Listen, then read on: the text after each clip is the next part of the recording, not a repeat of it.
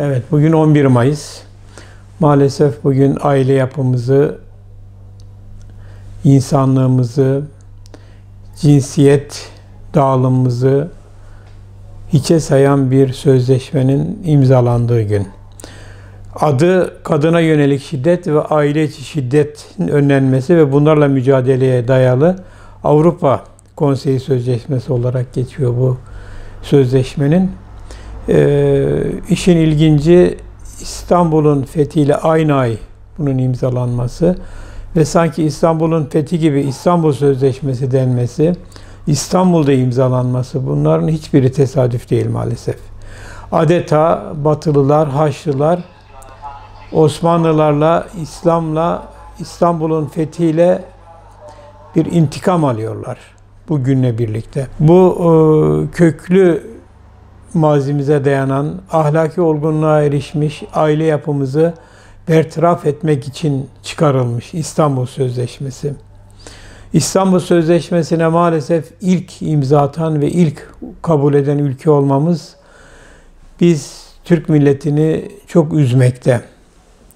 Bu sözleşmeyle birlikte birçok maalesef değişiklikler oldu. Bir defa İstanbul Sözleşmesi din, aile ve ahlak düşmanı bir sözleşme. Bütün sapkınlıkların yasal dayanağı. Bunu en son Diyanet İşleri Başkanımız Ali Erbaş Bey'in hutbesinde fuhuş, zina ve eşcinsellik gibi bir takım sapkınlıklara karşı çıkmasına verilen cevapta gördük. Gerek baroların, gerekse bir takım insan hakları derneklerinin cevabında gördük. Hepsinin dayanağı maalesef bu bahsettiğimiz 11 Mayıs'ta imzalanan İstanbul Sözleşmesi. Bugün 9. yılını andığımız, 9. yılında andığımız bu sözleşme maalesef. Burada kadına şiddet deniyor ama aslında kadına şiddeti artıran bir sözleşme bu. Buna dayanan 6284 sayılı kanunla birlikte kadına şiddetin çok arttığını ve kadına şiddet uygulayanlarda intiharların arttığını ve bu artışın çok belirgin olduğunu görüyoruz.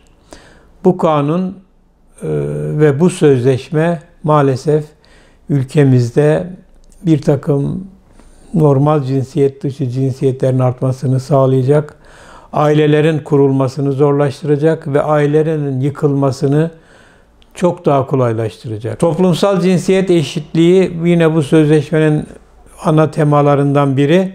Bu manevi değerlerimize açılan bir savaşın parolasıdır maalesef. Bu toplumsal cinsiyet eşitliği projesiyle Milli Eğitim'de ve bütün bakanlıklarda dini ve geleneksel değerlerimizin kökü kazınmak için çalışılmaktadır. Ve maalesef bizim geleneklerimizde olan erkek rolü, erkek modeli alt üst olmuştur bu sözleşmeyle birlikte ve toplum yeni bir yoğrulmaya doğru gitmektedir ve gidişat iyi değildir.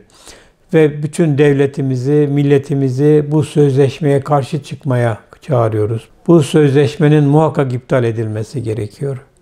En son gördük Macaristan parlamentosu büyük bir çoğunlukla bu sözleşmeyi kabul etmeme kararı aldı. Reddetti bu sözleşmeyi.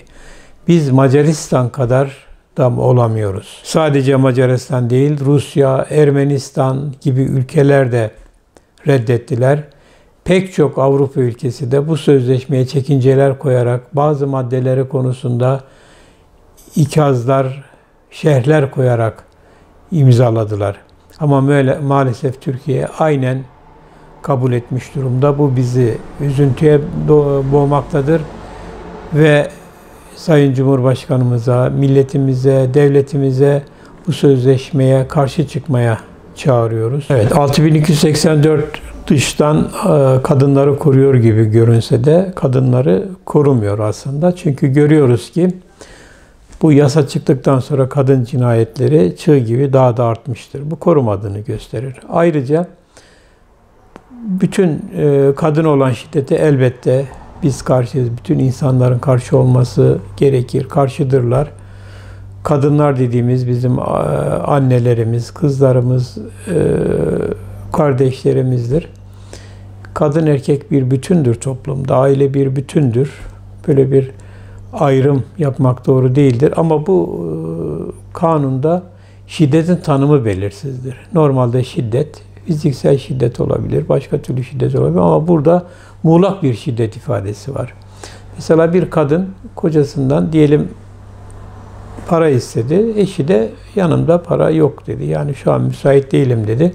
Bu bile bir ekonomik şiddet olarak geçiyor. Veya erkek canı sıkıldı, ters bir laf etti. Hemen psikolojik şiddet olarak geçiyor. Ve şiddetin her türlü bu şekildeki hareket şiddet olarak kabul ediliyor. Ve maalesef hemen mahkemelerde 6 ay erkeğin savunmasını almadan kadının ifadesi doğru kabul edilerek, yanlış söylemez kabul edilerek erkek 6 ay evden uzaklaştırılıyor. Bu korkunçtur, bu bir cinayettir. 6 ay evden uzaklaştırılan erkek de zaten eşiyle arası soğuyor ondan sonra ve tekrar o yuva çoğu zaman bir araya gelmiyor. Karı koca arasına bir düşmanlık giriyor, bir kin, bir nefret giriyor maalesef.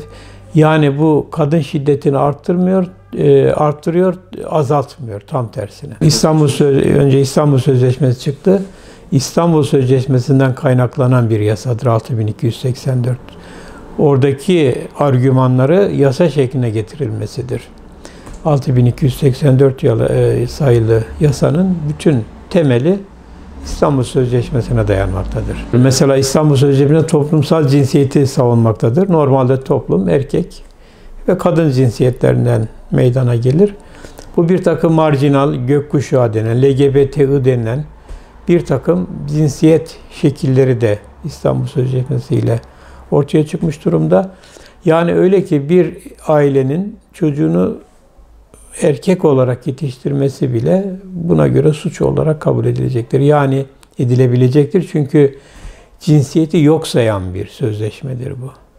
Cinsiyetler arasındaki farkı yok sayan bir sözleşmedir bu. Bu da ne olacak? Erkek ve kadın dışındaki bir takım marjinal yapılanmaların topluma hakim olmasını, toplumda yaygınlaşmasını sağlayacak tehlikeli bir gelişmedir bu maalesef. Yani bu konuda bir defa çevremize anlatmalıyız bunu.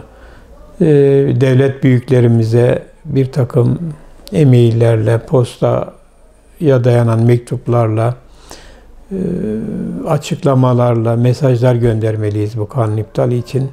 Demokratik yoldan her türlü hakkımızı kullanmamız gerekir. Hükümetin atması gereken adım muhakkak meclise getirip bunun iptalini sağlamak. Cumhurbaşkanımızın dediği gibi bu bir nas değildir. Maalesef daha dün bazı milletvekillerimizin açıklamasını okudum. Biz bu kanunu grup başkan vekillerimiz getirdiği zaman okumadan, incelemeden onayladık. Pişmanız, üzüntülüyüz demekteler. Ve bu tekrar gelmeli meclise ve reddedilmelidir, iptal edilmelidir diye savunuyoruz. Bu gereklidir. Çünkü aileler toplumun temelidir. Toplumlarda aileler mutlu, huzurlu olursa, sağlam olursa o toplum sağlam olur. Aile çöktüğü zaman toplum çöker.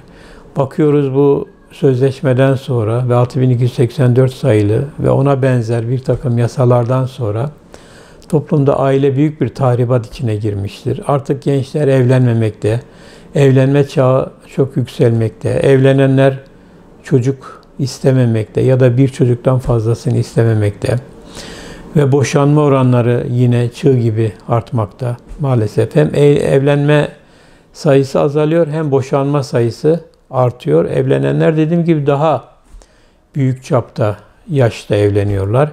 Bunların hepsinin kaynaklarından ve sebeplerinden birisi bu İstanbul Sözleşmesi ve ona bağlı kanunlardır ve İstanbul Sözleşmesi bu tahribatın başıdır ve muhakkak iptal edilmelidir. Yine İstanbul Sözleşmesi'nden ilham alınan başka yasalar da var. Mesela süresiz nafaka olayı.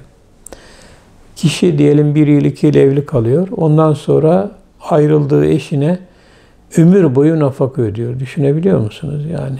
Ve o ödediği nafakadan dolayı tekrar evlenme şansı da kalmıyor. Çünkü gelin önemli bir kısmı ayrıldığı kadına gidiyor maalesef. Bir başka problem de erken yaşta yapılan evlilikler. Normal ailelerin rızasıyla yapılmış. Aradan seneler geçmiş. Çoluk çocuğa kavuşmuş ailelere görüyoruz. Erkek ailenin erkeğine küçük çocuğun ırzına geçmekten, tecavüz etmekten dava açılıyor. Ve 10 yıl, maalesef 10 yıl bunlar hapis cezası alıyorlar. O ailenin ne kadar zor duruma düştüğünü düşünebiliyor muyuz? Bunlara muhakkak Türkiye Büyük Millet Meclisimiz el atmalı. Bu insanların dramlarına, acılarına muhakkak el atmalı ve buradaki doğan problemler giderilmelidir.